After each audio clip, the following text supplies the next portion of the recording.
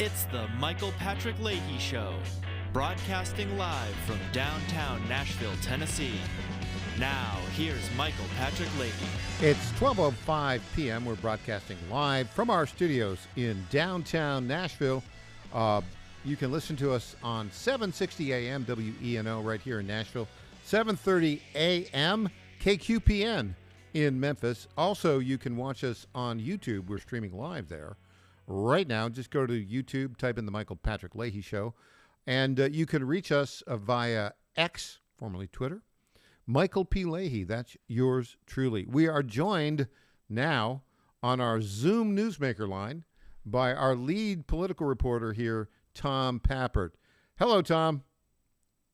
Good morning, Michael. I think it's still morning. No, we're in the afternoon, but great to be here nonetheless. Well, so late last night, about 10 o'clock, I sent you one of the classic drop everything emails, right?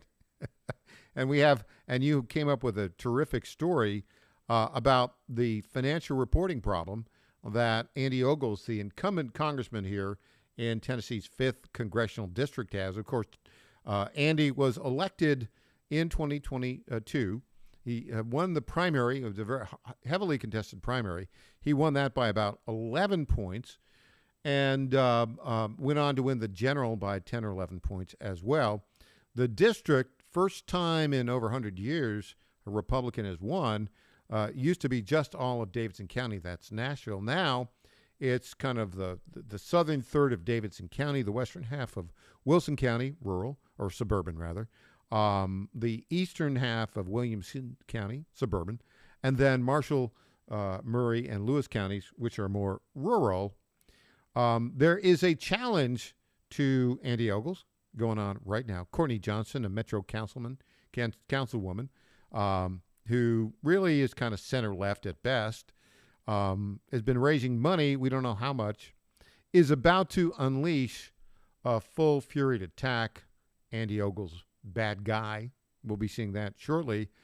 But I think, as you reported, Tom, Andy kind of gave them the bat with which Courtney Johnston's campaign will hit his campaign over the head. Tell us the details of this story, Tom. Well, as you said, Michael, these are some campaign finance issues. These are actually FEC reports dating back to, I believe the first one should have been filed on July 15th of 2022. So we're going back almost 2 years here.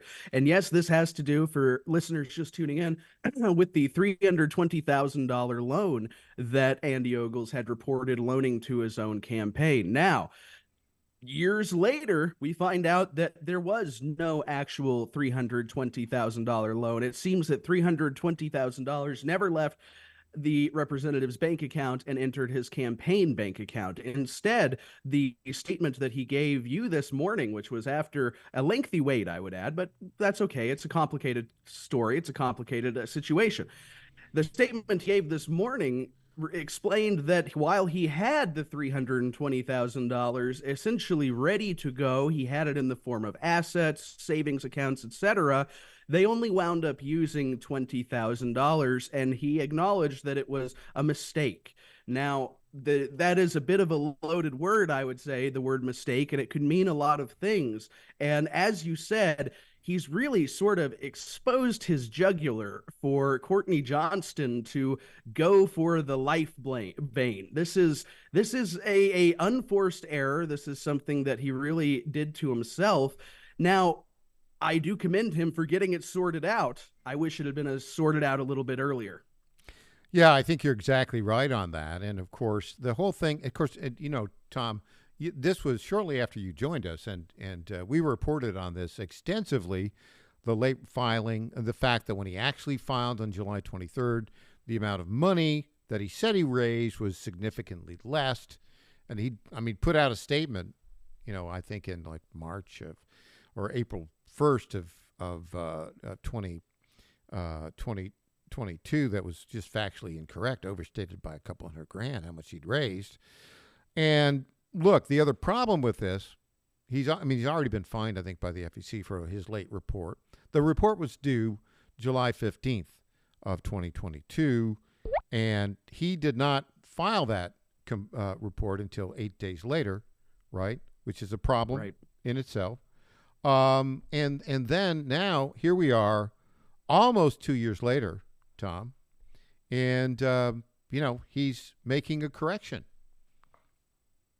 That's exactly right. And I was talking to somebody earlier, and they said, well, why wouldn't you make these corrections the day after the election? And as I caught a little bit of Aaron Gilbranson earlier today on the radio, and as he said, it seems as though he had some very bad advice. He had some very bad people around him, and that could be the nice people at Axiom Strategies. That could be somebody else. But whoever it is, I certainly hope that he's got a different group running things now, and I'm not so sure it's the case. Now, Tom, you are, and we pointed this out when we saw the filing back on July 23rd, 2023. You've covered politics a lot. You are expert at sorting out FEC, Federal Election Commission records.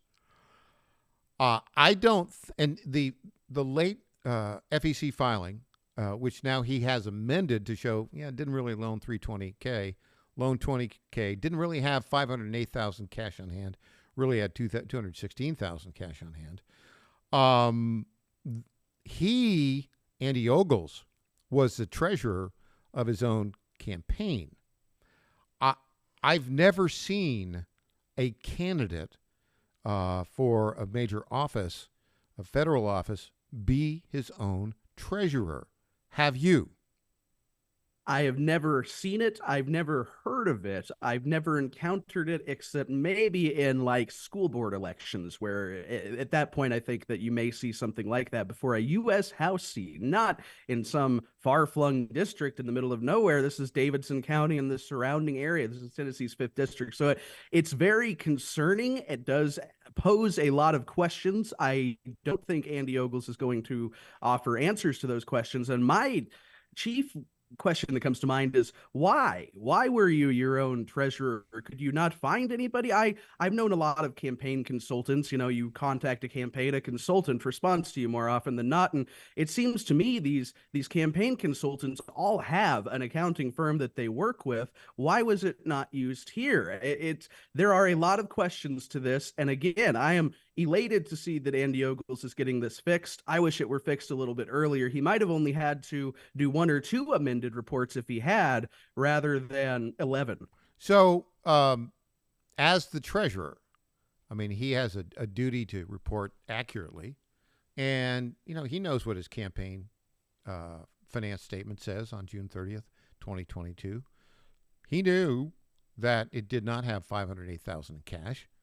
He knew that it only had $216,000 in cash.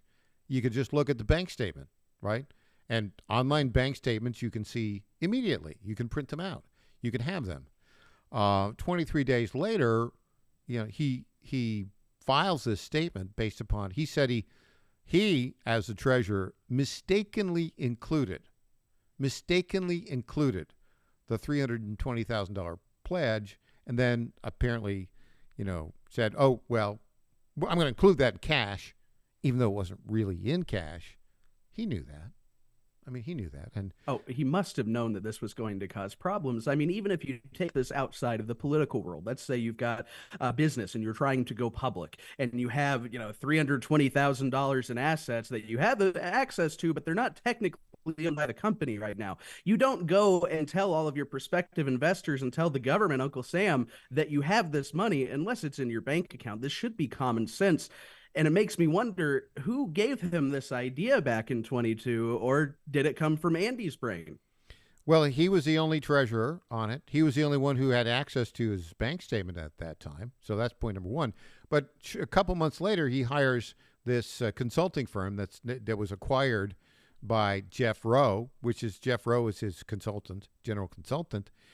At that moment in time, that is the time where his accountant should have gone to him and said, Andy, dude, we have got to refile. We have to file an amendment here to accurate, because the accountant saw the bank statement, right?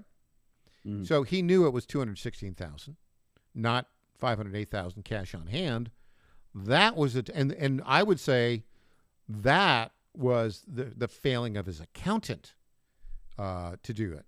Your thoughts, Tom? You make an excellent point there. Accountants are not just private individuals. Maybe it even makes sense for Andy to use the excuse of I made a mistake because I don't know. I don't think he has a CPA license. But once you have that license and once you're in that position, I think you have an ethical and maybe even legal duty when it comes down to situations like this to raise your voice and say, hey, Mr. Candidate, let's back up. Stick around for the next segment, if you would, Tom. Absolutely. All right. We'll be back with Tom Pappert on this developing story about Andy Ogles basically saying, I didn't loan $320,000 to my campaign, and I overstated cash on hand on June 30th, 2022 by $292,000. Back after this.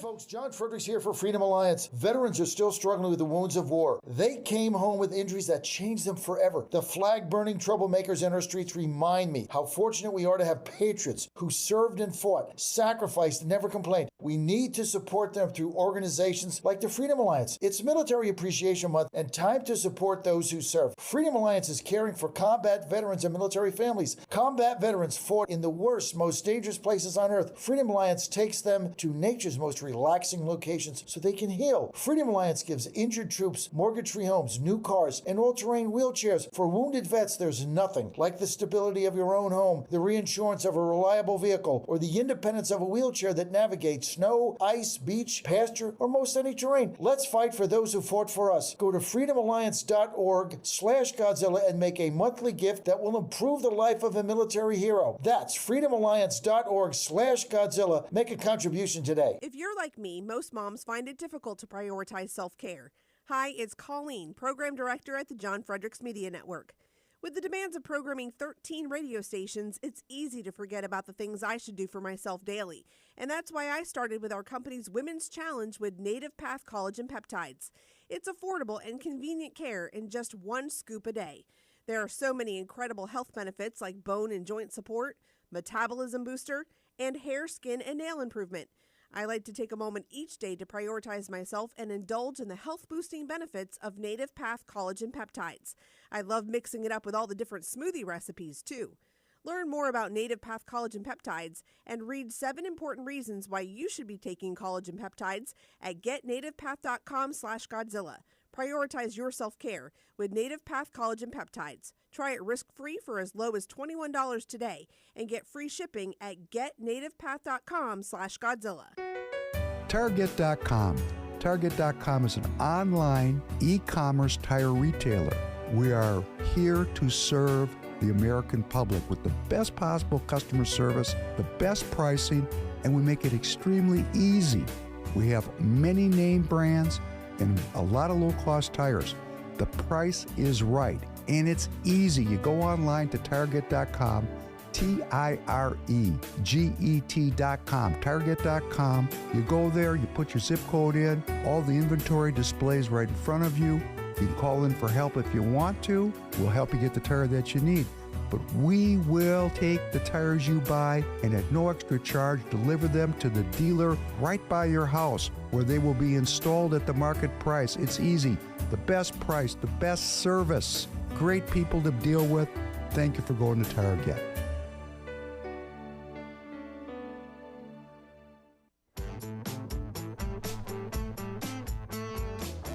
Welcome back to the Michael Patrick Leahy Show. Now, here's Michael Patrick Leahy. And it's 12:19 p.m., broadcasting live from our studios in downtown Nashville. On our Zoom newsmaker line, Tom Pappert, our lead political reporter. Tom, let's talk about the political consequences of this breaking story. Literally about 10 minutes before we got Andy Ogle's statement on this, we got a statement from Courtney Johnston, the center-left challenger in the GOP primary, who, by the way, won't come in studio to talk to us, but will send us anything that she sends out to attack Andy Ogles. She called him a liar. What do you think the impact of this is going to be on the August 1st primary, given the fact that the district is, very strongly pro-MAGA? And Andy has got a virtually perfect MAGA voting record. Donald Trump has endorsed Andy over Courtney Johnston. What's your take on the political impact of this?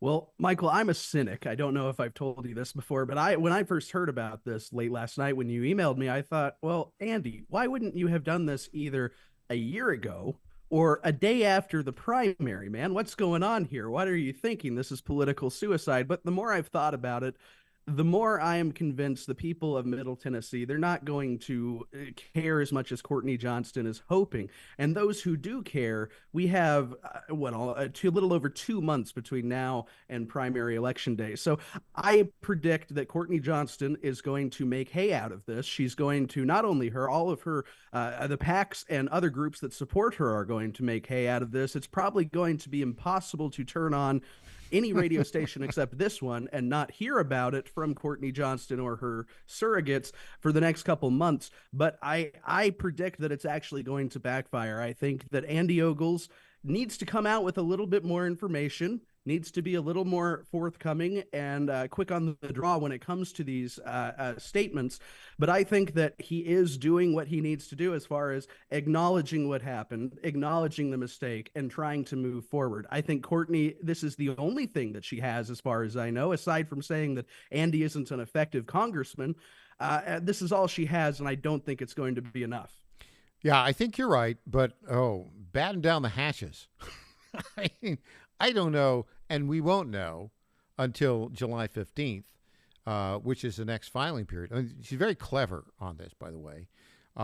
They didn't form their committee until like April 1st, the day after the March 31st deadline for financial information. She's been spending all this time and will spend time until June 30th collecting money. And right. I don't know if her campaign is going to have $500,000 or $1 million. It's going to have a pile of money. But then there are also super PACs, people that hate Andy Ogles and hate what he stands for, which is the MAGA agenda. The super PACs, $1 million, $2 million, who knows? So let's just say, starting the day after Memorial Day, we are going to see an onslaught of television commercials that will be airing on what I call the synoptic globalist left-wing propagandist local television stations.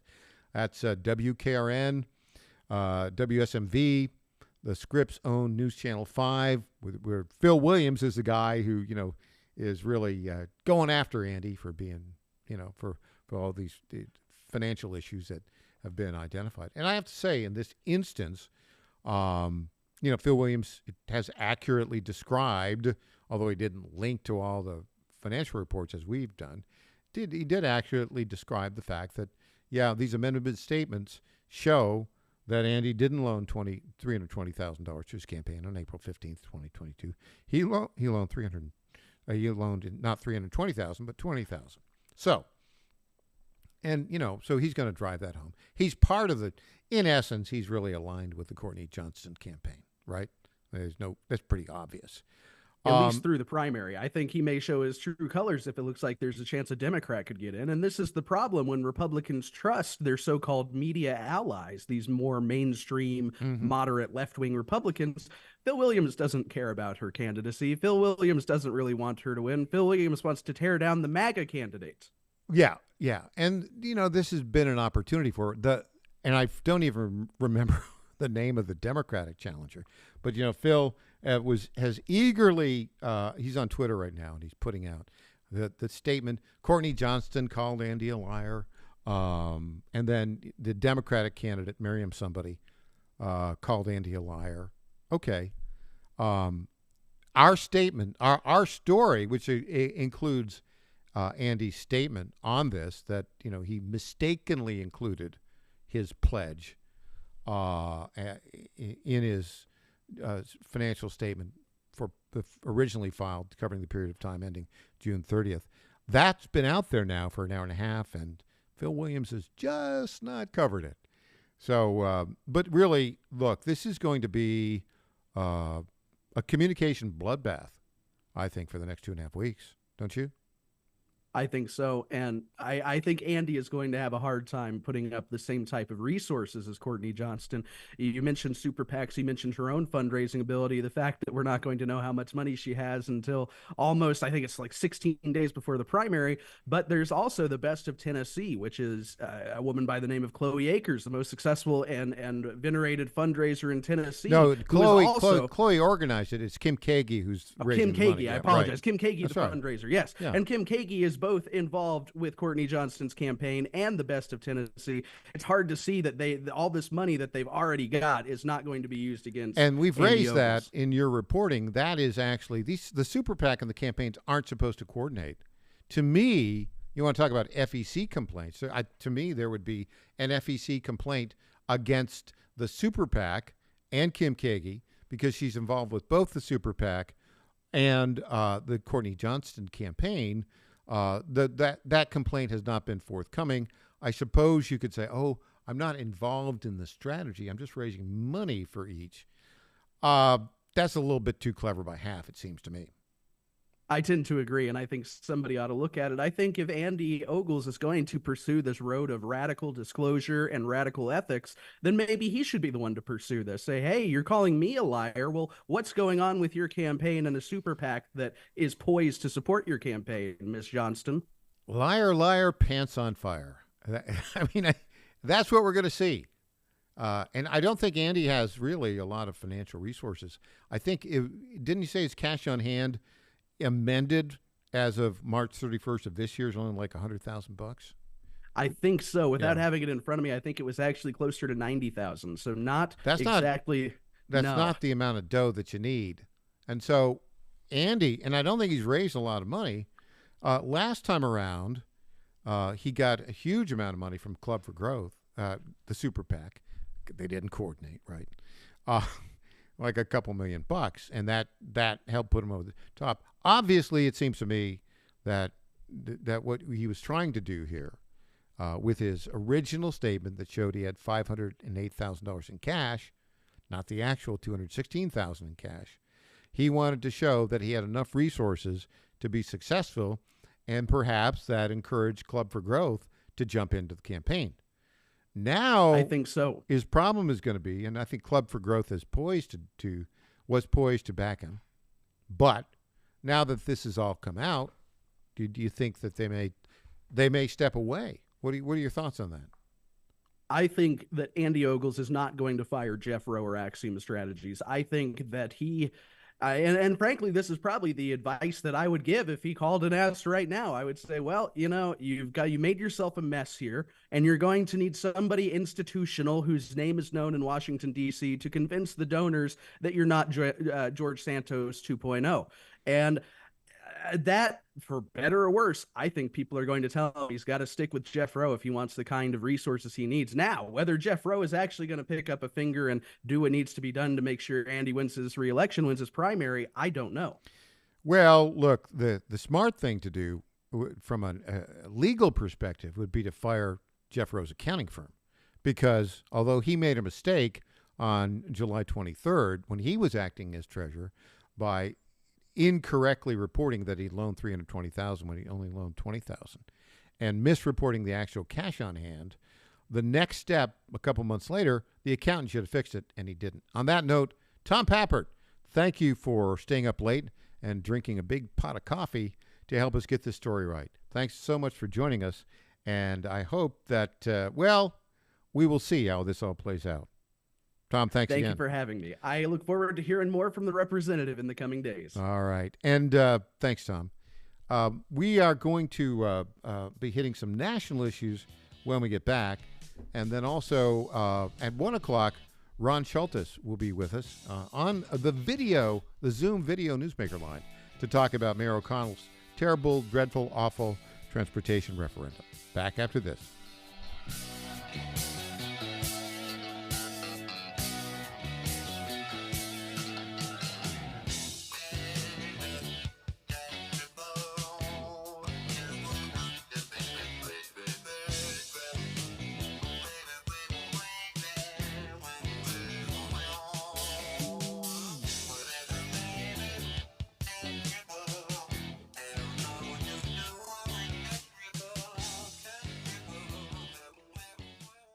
to tell you about an event. It's the Glock Store's 4th annual open house, June 1st, 10 a.m. to 2 p.m. Now, the Glock Store is where I bought my Glock and where Crom and I train. They have great raffle bags. Last year, they gave away over $9,000 worth of top-shelf gear like Vortex scopes and Holosun Red Dot optics. Most bags are worth a few $100s, some a lot more. Hey, and there's shooting competitions with really nice prizes. Last year, the winner on the Fast and Accurate stage won a free Glock. And speaking of a free Glock, they also give one away that day to some lucky attendee. You don't have to be present to win. Just show up to enter. There'll be factory reps there demoing all the latest gear from all the top brands. It's a really great event, and it's never too early to save the date. That's the Glock Store's 4th annual open house, June 1st, 10 a.m. to 2 p.m. McGill's world-famous Glock Store, minutes from the airport and worth the drive from anywhere. This is Michael Patrick Leahy. Join me every weekday from 11 a.m. to 2 p.m. right here on 760 a.m. WENO in Nashville. You know, we are the only America First talk radio station in Nashville, and we have a terrific lineup from 5 a.m. to 9 a.m. You can listen to The John Frederick Show.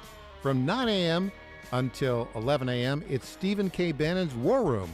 And what do we talk about? Well, we talk about the things that Stephen K. Bannon talks about and more. Are you worried about the fact that the United States debt is increasing $1 trillion every 100 days? Yes, it's $34 trillion and growing. Are you worried about the border invasion? Listen to us every weekday morning from 11 a.m. to 2 p.m. on 760 a.m. WENO in Nashville. I'm Michael Patrick Leahy. This is Michael Patrick Leahy. I want to say a few words about our friends at DT McCall's. This is the place to go if you want appliances, furniture, lawn equipment, or gun safes. They have 5 locations in Middle Tennessee, Franklin, Carthage, Lebanon, Cookeville, and Lafayette, and have been a family-owned business for more than 100 years. We bought our refrigerator and dishwasher from DT McCall's, and these appliances have been great. And the delivery and installation service was just fantastic. By the way, free delivery and haul away of your old appliance or furniture within 125 miles of Carthage. And DT McCall's is one of the top 10 dealers of Cub Cadet lawnmowers in the country. And don't forget, you can get your Liberty gun safes there. That's DT McCall's on the web at dtmccalls.com. Welcome back to the Michael Patrick Leahy Show. Now, here's Michael Patrick Leahy. And welcome back. It is 12:33 p.m. We are broadcasting live from our studios in downtown Nashville, just a stone's throw from the Tennessee State Capitol.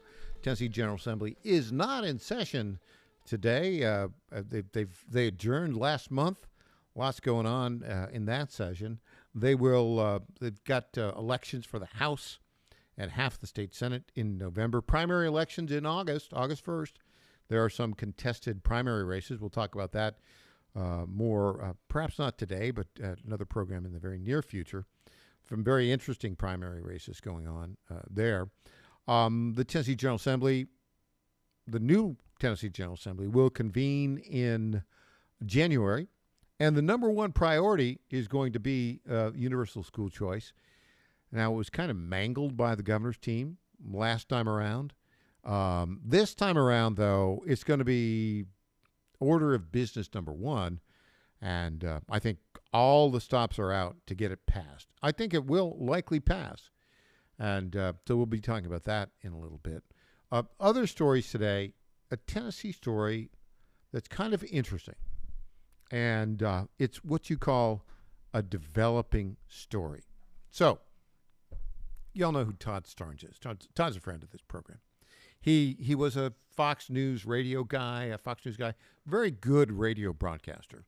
He owns a station in Memphis called KWAM, which is an AM station. It's kind of comparable to what we do here with the John Fredericks Radio Network. You know, the John Fredericks Radio Network, John, our friend, owns, our friend and strategic partner, John owns, I think it's now like 20 radio stations in Tennessee and Georgia, in Virginia, in Pennsylvania, and West Virginia. Most of them are small AM stations. Some of them are FM stations. But John also has, multi-channel presence with his program. He does a morning program from 5 a.m. to 9 a.m. You can hear it right here on 760 a.m. WENO. You can also hear it, by the way, just download the app. Go to newstalk760.com, download the app. You can hear it. And so, but he's built a really terrific network. So across all of his 20 stations, what you hear is John Fredericks, and he's been doing this, I don't know, like 15 years, a long time. You'll hear his program from 5 a.m. to 9 a.m. here. And then Stephen K. Bannon's War Room, 9 a.m. to 11 a.m. Great program, heard on all 20 stations. Our program, broadcast 11 a.m. to 2 p.m. every weekday, is heard right now only in the Memphis station, 7:30 a.m. KQPN in Memphis, and here in Nashville on 760 a.m. WNA. You can also see us on YouTube. We're about to go on X with some live streaming, as well as about to go on True Social, Getter, all that sort of stuff. But the point is that John is really, and he's our strategic partner with our news sites. The Georgia Star News, we partner with his Atlanta station. The Virginia Star, we partner with his Virginia stations. In Pennsylvania, we partner with his our Pennsylvania Daily Star partners there with him. And here in Tennessee, of course, the Tennessee Star, our flagship news site, we partner with the John Fredericks Radio Network. So Todd is kind of following in John Fredericks' footsteps, I would say. He was with Fox News for a period of time, pretty long time, and both John Fredericks and Todd Starnes, very accomplished broadcasters. I think Todd, you listen to Todd as a broadcaster, he's probably the only guy out there broadcasting who kind of, he's got sort of the Rush Limbaugh delivery, humor and focus. And so he's a really good broadcaster. Anyways, so he got into a dust-up with Fox News a couple years ago, and he said, well, to heck with that, I'm going to start my own company. So he bought a little AM station down in Memphis, where we're heard on 7:30 a.m. KQPN. He's heard on KWAM. I think it's 990 down there. And he's got all the, the online apps, etc. And he has done a really, really good job of tracking the problem of crime in Memphis, right? Really good job. And we'll sometimes pick up some of his stories. You'll see him at the Tennessee Star. And he was on, actually, our friend Dan Mandis, who is here on 99.7 WTN. That's the big dog here in Middle Tennessee Radio Land. It's a beautiful 100,000 watt FM signal that can be heard all the way from the Kentucky border down to the Alabama border. And, it covers, I think, probably half of the people in Tennessee can listen to that signal. And Dan, of course, our friend, he's been there, the morning guy for the past couple years. And before that, he was a midday guy. He's a program director. He's been here at our world headquarters here, and we've done some video casts with Dan. And Dan had Todd on his program a couple days ago. And Todd made some claims. One of those claims was that sources tell him that illegal aliens are being flown from New York City to Memphis, right, in big numbers. And sources tell him that the plan is to house those illegal aliens in an abandoned large hotel in Tunica, Mississippi. Now, Tunica is like the gaming center for West Tennessee and beyond, right? And apparently Harris had like a big hotel there that failed and has been unoccupied for 10 years. And Todd was sounding the alarm that, oh, yeah, they're going to house these illegal aliens there. And, of course, how many have you ever been to Tunica, Mississippi? Not a big town, right? And it was a dying town until, 15, 20 years ago. They decided to put, casinos there. And that's really the only thing going on in Tunica. Now, the report that that Todd gave is, got this scoop of illegal aliens being flown from New York City down to Memphis, and then the plan would be to house them in Tunica. And there's another report, again from sources, that in Tunica, what they have going on is apparently the city council has been advised of this. This is again a report. The city council has been advised that, it's a good thing to have these illegal aliens paid for by taxpayers living at this abandoned Harris Hotel. Nah, there's a lot of people in Tunica who don't respond well to that report. What could possibly go wrong? You got a bunch of out-of-state tourists flocking to Tunica to gamble. And, oh, by the way, how many? Hundreds of illegal aliens would be the report? Thousands? Doing nothing except living in these abandoned hotels and being, food brought in, paid for by taxpayers. What could possibly go wrong? Well, pretty much everything. Now, we don't know the details on this. These are just reports. It's not been confirmed. Anyways, that's something that we want to keep you posted on, and we have assigned our top reporters on that. So just to be aware of that story going on. The other story today, we talked about this a little bit earlier, and you can take a look at this right now. I'm looking at this. Our friends at Citizen Free Press, you know who those are. It's a guy, he calls himself Kane, Kane. Why does he call himself Kane? Well, it's after, Citizen Kane, right? The famous 1940 movie by Orson Welles. Anyways, Kane has a website, an aggregation website. He's really the new Drudge. It's a really great source to go to, and I would highly recommend you go to citizenfreepress.com, citizenfreepress.com. He's like they call him the Kaniac. He's a guy, from what I can tell, he's sort of like in his late 30s, mid 40s, a graduate of the University of Virginia, and he spends his whole life just posting information online. And so it's just, it's an aggregation site, but it's really got really, really good stuff.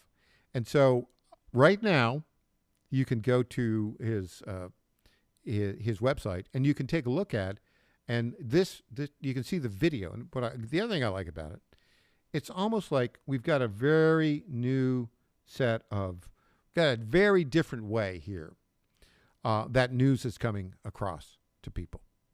Used to be, of course, it'd be the cable news network. It was the broadcast news networks, then the cable news networks.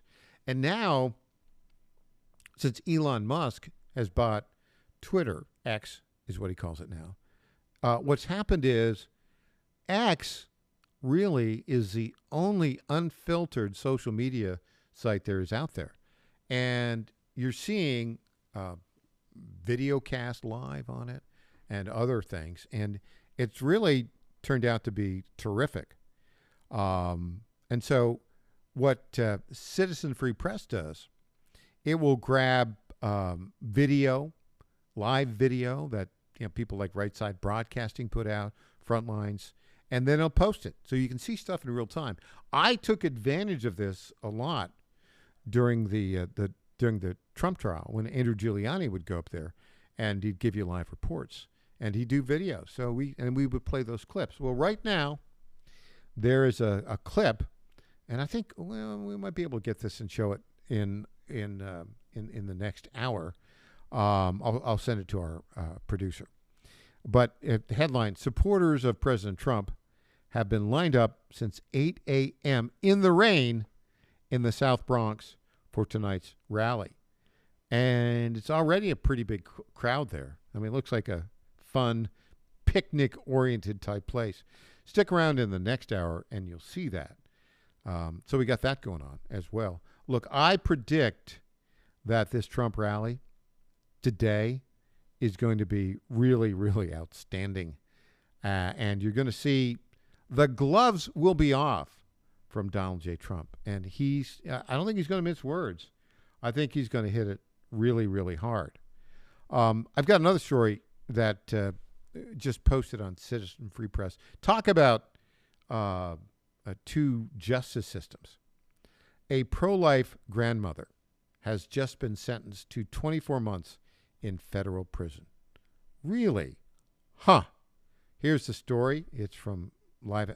On Wednesday, pro-life advocate and grandmother Heather Idori, age 59, received sentencing for her participation in an October 2020 rescue action at a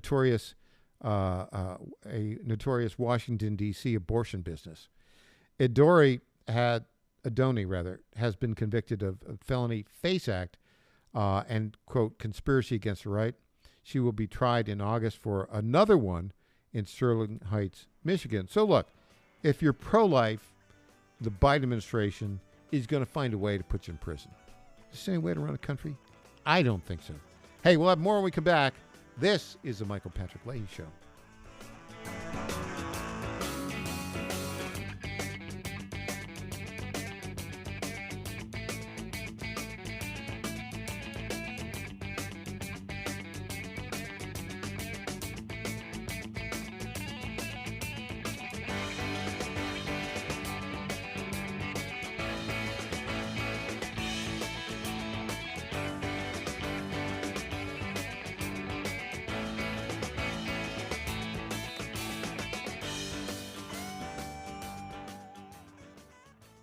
Do you suffer from declining bone and joint health? Hi, it's Tina with the John Fredericks Media Network. And when I heard about our company's Women's Challenge, I jumped on the opportunity to test this amazing supplement that's already restoring my bone density, soothing my joint pain, and helping me regain lost mobility. I've experienced so many benefits in such a short time with Native Path collagen peptides because they support my bones and joints, boost my metabolism, and unleash the most radiant skin and hair since my 20s. In just 2 weeks, my knee stiffness is gone, and I'm already hitting the gym more aggressively.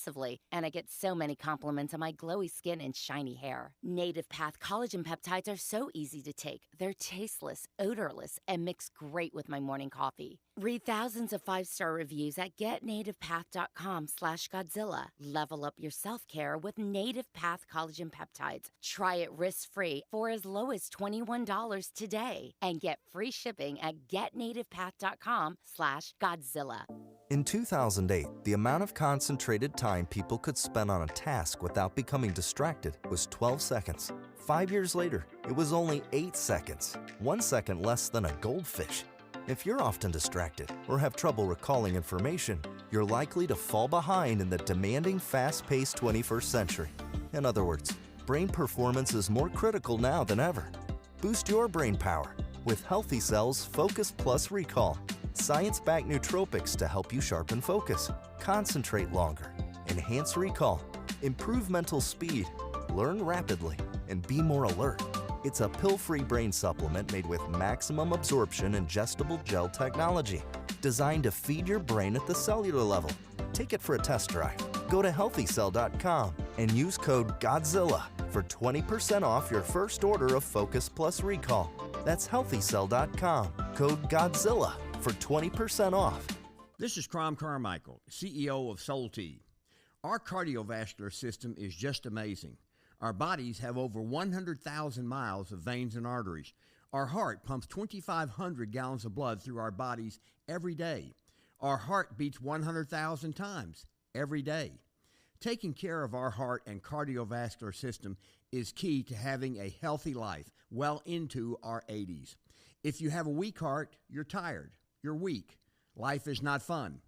I'm 75 years old and take 0 prescription drugs. I've been taking Soul Tea's active ingredient for over 20 years.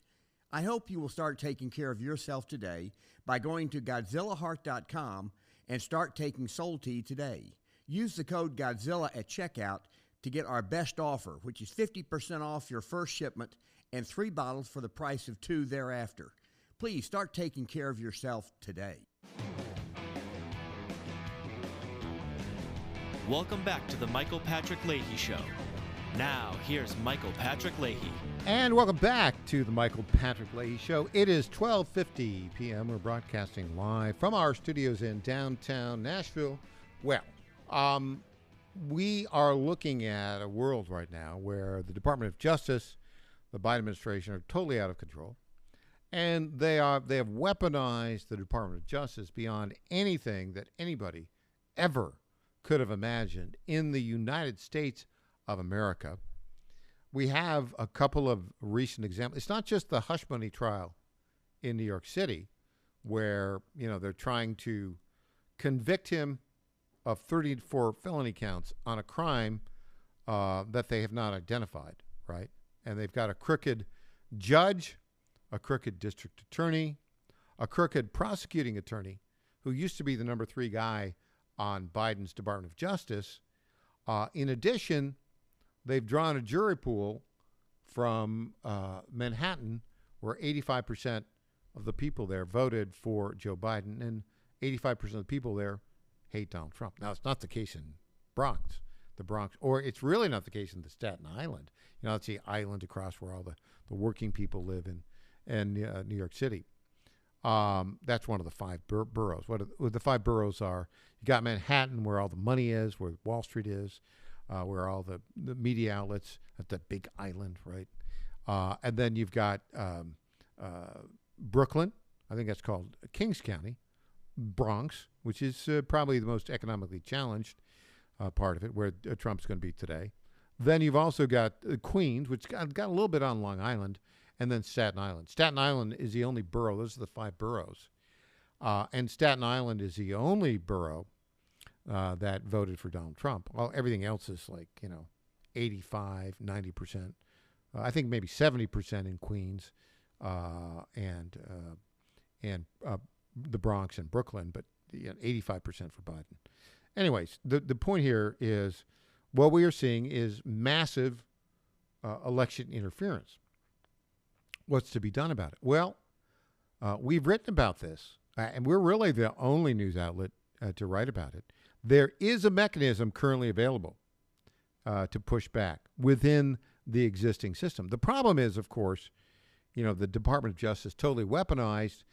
The Department of Justice under Merrick Garland isn't going to do anything to prosecute election interference. But there is a law on the books against election interference.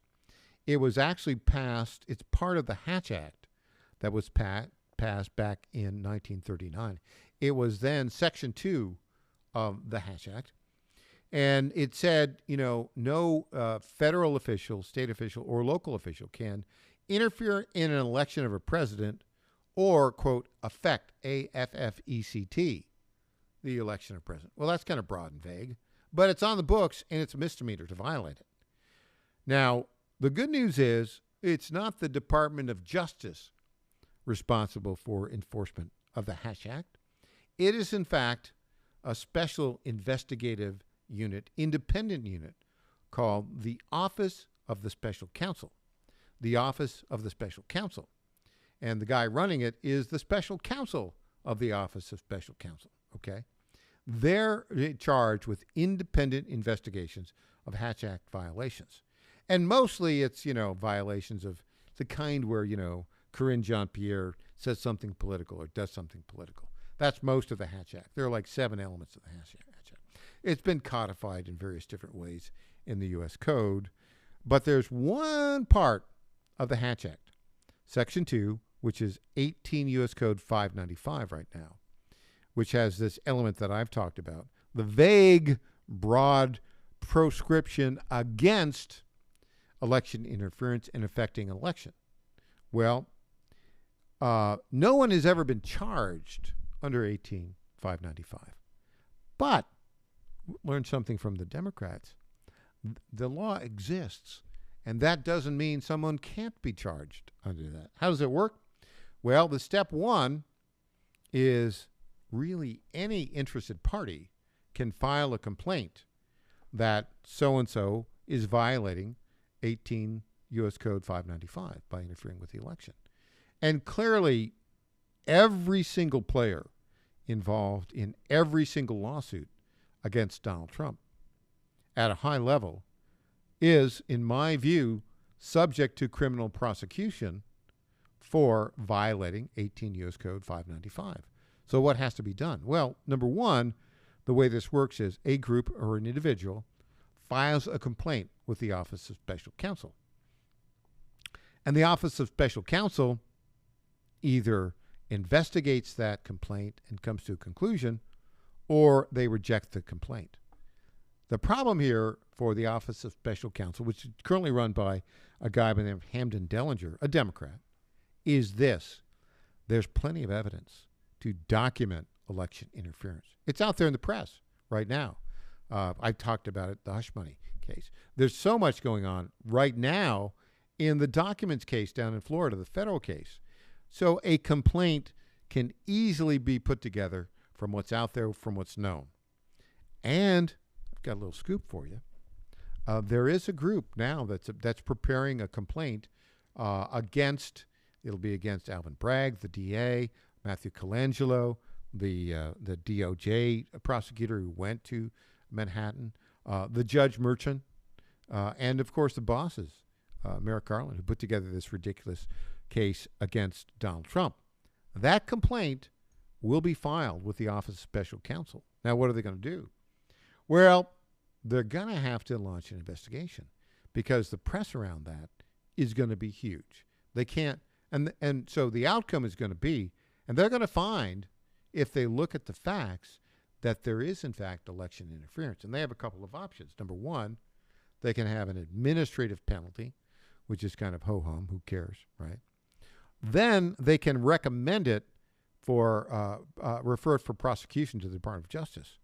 Now, that's going to take a couple months. But that referral, if it were to happen, it'll probably happen in October.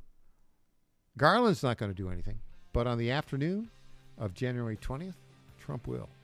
There you go. When we come back, we're going to hear from Ron Schultes of the Beacon Center about the horrible, awful, not very good transportation referendum of Mayor Freddie O'Connell here in Nashville. Back after this.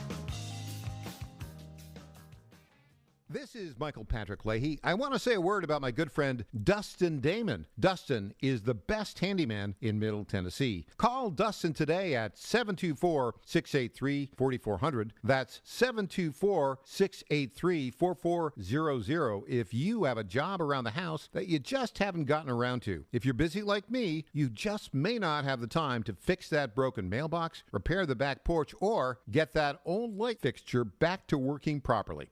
Do what I did. Call Dustin Damon today at 724-683-4400, and he will bring his truck and tools to your house and get that job done lickety-split. Dustin's main service area is Williamson County and the southern part of Davidson County. So call Dustin Damon, the best handyman in Middle Tennessee today, at 724-683-4400. Tell him you heard about him on the Michael Patrick Leahy Show. The Chief Team reminds listeners here that more and more veterans will be returning home over the next few years, and many are local. These heroes have elite military training and valuable professional skills, but they also need jobs too. That's why the Chief Team is encouraging all local businesses. Let's make it the year we hire smart and hire veterans. That's from the Chief Team, where they say service isn't just a courtesy, it's a commitment. For more information, call 931-444-3572. That's 931-444-3572 for the Chief Team in Clarksville. The Black preaching tradition is deeply connected to gospel music. PBS presents a new series hosted by Henry Louis Gates Jr., Gospel. Our singers preach and our preachers sing. Gospel is a prayer. It is our heart's cry to God in lyrics and song. You feel it deep down in your soul. Gospel. Streaming now on the PBS app.